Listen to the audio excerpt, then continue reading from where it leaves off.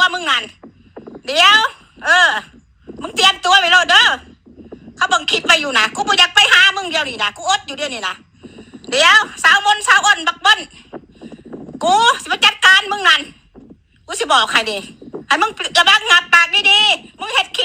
ปดีๆครับเบิ้ลแล้วมาทำลายร่างกายบอกเลยเนาะเช้ารถเอาเลยไปใช้เลยมั้งเอาไม่ได้เลยกูเองกูเองนั่นโทษมันถูกแล้วโทษกูขาดชีวิตหลักเลยกันนะขาดอะไรที่หนักกว่ากูขาดมานะว่ากูตัวกูให้จริงๆกูต้องเย็นไปอยู่สุดอ่ะโอ้ยนี่ก็บอกเย็นยังไงไม่ไปแล้ว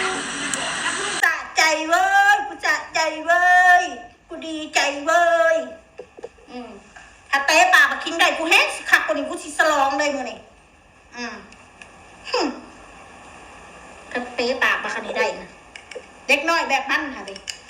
เด็กน้อยเลือกคอน่ะกูบอกแล้วว่าอย่าเก่งจริงเลยมึงมันก็แค่บอกขั้นละมุดยังมาขั้นละแค่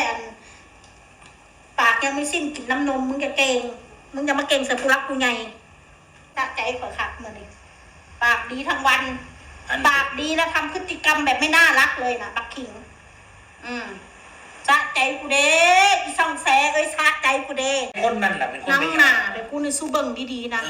กูไม่ได้ยันอีหนาได้ทั้งสิ้นมาแชร์กูนะกูย่านเนี่ยมันบ่แสกูอยากดังอยู่ตลอด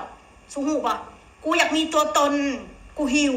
วแสงแล้วก็คิดดีๆย้อนกลับไปเด้อกูนี่นั่งหนาแบบกูนี่กูอยากมีตัวตนเจ้านี่เจ้าอาจ40ก็เข้าใจอยู่แสรถ